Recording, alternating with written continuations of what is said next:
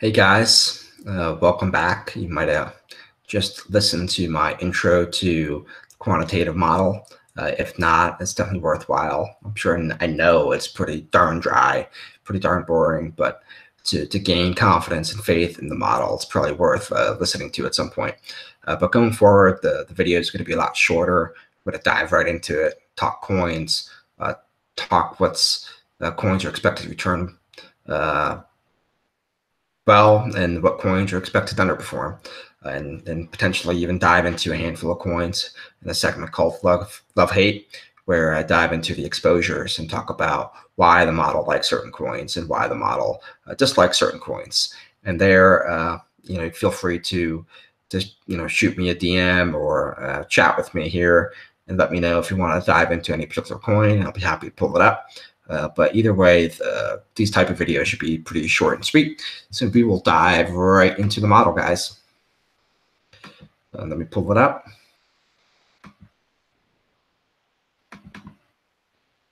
All right, so here's performance, which we don't necessarily need to go through, but I will jump right into what the model likes and dislikes. So here, if you listen to the intro to the quant model video before, you'll know that generally we want to buy, say, 3 to 5, or at least I do. Of course, whatever you do is up to you. Do your own research. It's not financial advice, etc. I'm just telling you what I do, of course. But I like to buy the top 3 to 5, about 3 to 5 coins in the dark green, the total of 5 to 10 in the dark to light green. So about 5 to 10 between the first and the 25th percentile. Willing to hold as it dips into about the 50th percentile, maybe a little bit lower. Then after that, I'm generally selling. So what is the model like here? Like Skycoin, Bytecoin, Pundy, Vein, Waves, Litecoin, Steam, etc. So generally, these are the coins I've been jumping in, like own a little bit of Skycoin, Bytecoin, Waves, Litecoin, Steam, like I mentioned before. So I'm accumulating here. Generally, these coins have the characteristics that generally lead to outperformance over the next day to about a week. But I will take a look at this on a daily basis. Some other important coins, you see XRP, Ripple here, 14th percentile. I'll actually dive into that in my love-hate segment. You also see things like Poet. I used to own quite a bit of that. Still like it. It's an interesting coin. 20th percentile. Engine coin. Gaming coin. Monero, the 25th percentile. So these are coins I don't own, but be happy to own, being in the 25th, top 25th percentile. And they kind of start dipping in a little below that, where, yeah, these are still coins with a lot of good characteristics, but I'm beginning to lose confidence that they're going to be definitely the outperformers going forward. And you have coins here like Lisk, Power Ledger, Qtum, still stellar, very good coins. A lot of good characteristics, just not as many as the top 10% coins. Now I'll dive down kind of near the bottom here, and these are the kind of the worst of the worst here. So I think what's important here is not that any particular coin here is guaranteed to underperform over the next day or week. This is entire model is built on kind of the average. So the average of these top 10 or worst 10% coins should do worse than the top 10%. There's going to be outliers here and there. So that's where you can use your own technical analysis, fundamental analysis, whatever it might be, to kind of guide you a little bit. But the model is blind to that. We know as humans a little bit more than the model does, and the model knows a lot more than we do and a lot of other things. So kind of marry the two, kind of get a lot of information. But some of the coins that the model does not like, you have Nano, you have Z Classic, Substratum, Chainlink, Aion, Icon, one of my top coins, favorite coins is Icon, but the model does not like it. Wanchain, Ontology. So some of the big names down here, the model certainly does not like. So let's kind of jump into the love-hate segment. I'm pretty excited about it. I think it'll be educational, fun, and I'll let you guys kind of know kind of the meat and potatoes of the model. So kind of first go around, I've never done this before, so kind of have to do some kind of introduction here. So what I'm going to do is I'm going to go over 3 coins that the model loves and 3 coins the model hates, maybe just one random coin that somebody brings up. And I'm going to talk about why the model likes it, why the model dislikes it. It's pretty simple, but now I have to kind of go into the meat and potatoes to kind of see it here. So I have all these terms. ST reversal, short-term reversal, momentum, value, something called alive, less risk, and low volume. What are those? I'm calling those factors or characteristics. I mentioned before in the previous video, the intro video, I have 16 factors, but I wanted to distill it to something we all can consume. So I took those 16 factors and I combined them into basically these 6 factors. So something I can show you guys and kind of understand. So all 16 factors in some way, shape, or form kind of fit into these 6 buckets. And then I have something called the factor score here. So that is basically saying how powerful is the factor right now according to the model. Now the model, there's a lot of secret sauce in there that makes it fairly dynamic. It's able to move pretty quickly. So certain things that might be powerful in the long term, the model might shy away from just because it's able to be dynamic. But here, these factor scores are basically ranked -10 to 10. With 10 being the most potent, 0 meaning there's really no impact, and -10 being call it the anti-factor. So things like reversal, momentum, value, risk, and volume are all driving returns right now, but the factor called alive is not. So let me jump in and kind of define what these factors are a little bit. Let me scroll down. I got something here for you. So short-term reversal. So what is that? Those are coins that have underperformed recently. So whether it's over the past day or 2 or a little bit longer, well, generally coins that have underperformed recently have a tendency to outperform in the near future.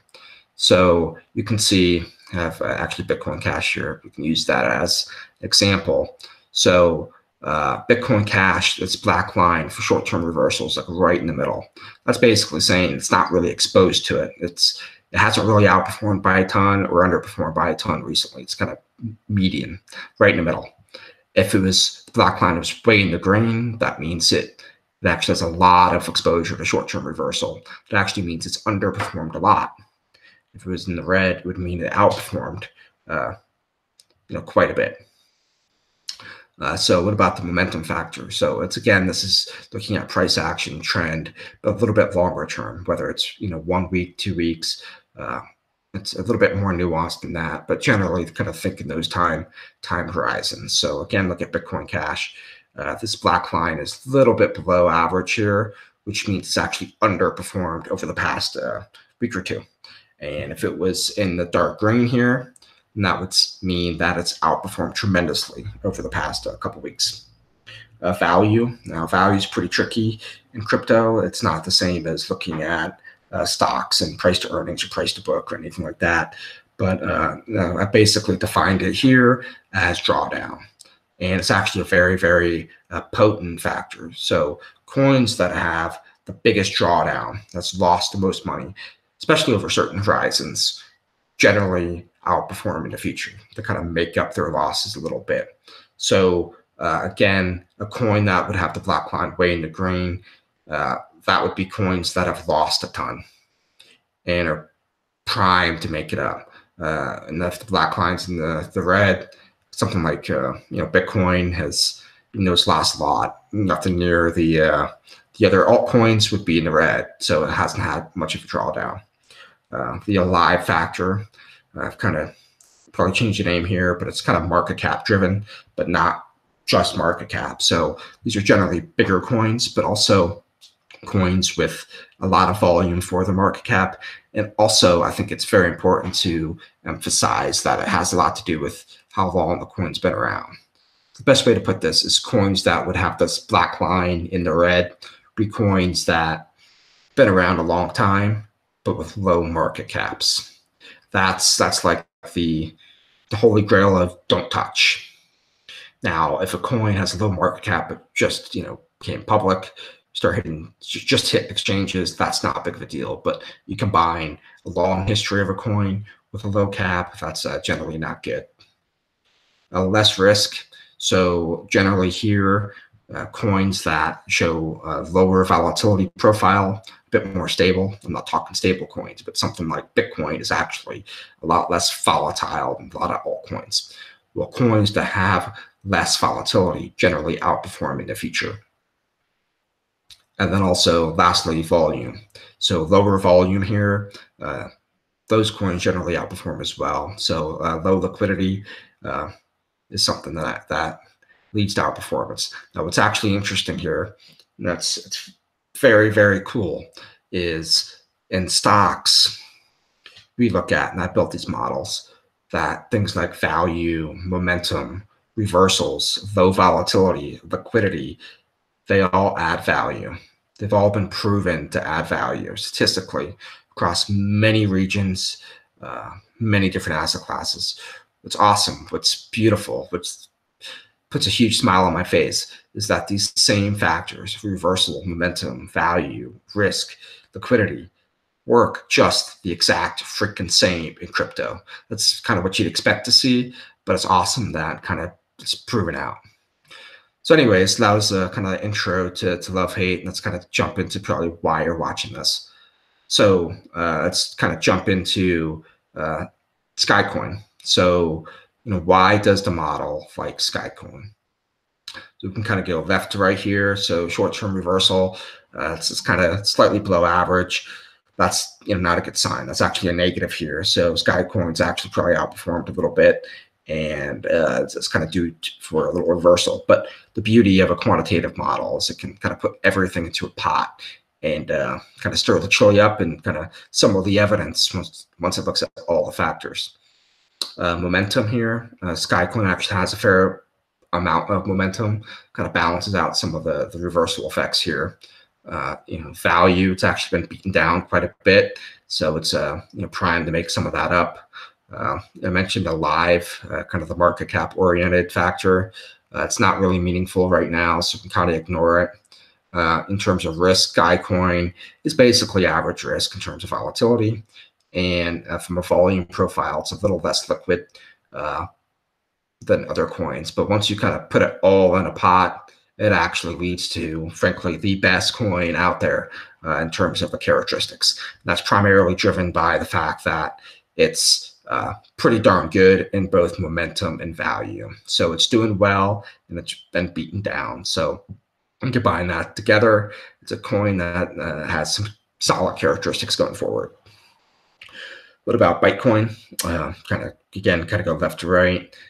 From a near-term perspective, it's been about average.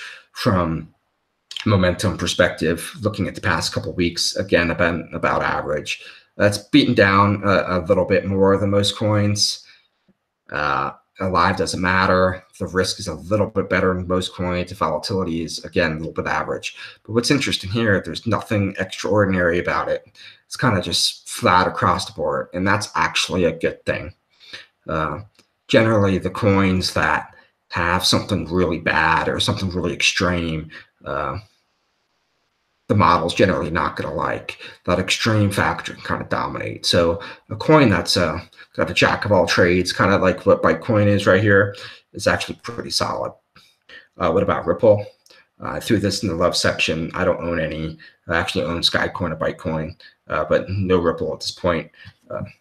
Full disclosure here, but figured I'd throw it on here.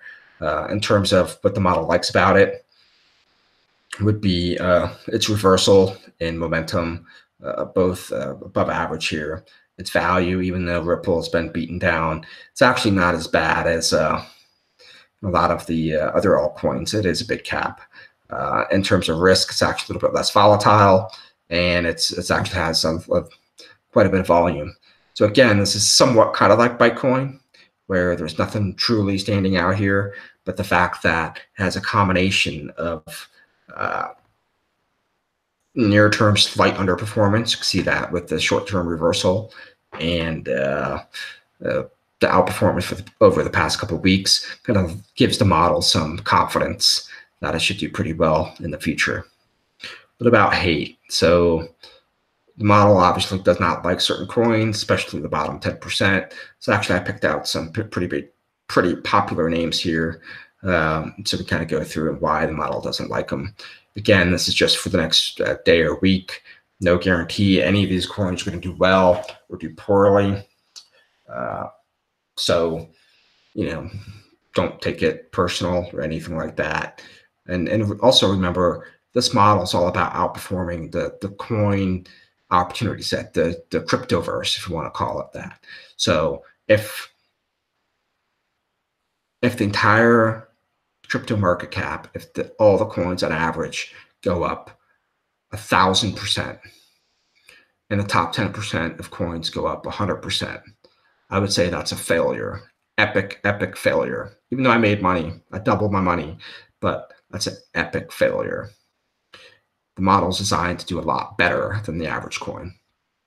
Likewise, if the entire cryptoverse or all the coins on average go down 50% and the model goes down 20%, I would say that's an epic win. I did fantastic and outperformed. So it's not necessarily designed to be positive or negative. It's about outperforming the average coin. So this is made for your long only portion of your portfolio. So what about basic attention token? So what does that like or dislike about it? So here its reversal momentum are pretty much flat, about even, but its value here is very poor. It's actually hasn't done pretty well compared to other coins, and it has a bit more risk than the average coin. So I kind of put those two together, and it ends up being a pretty negative profile.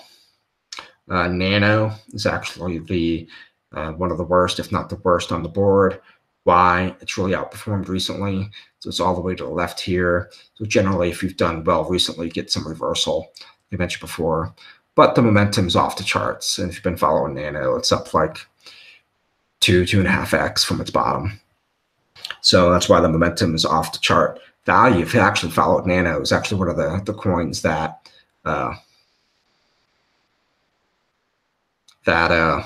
was extremely beaten down before, but it's actually come back. So it's actually not as bad as it used to be.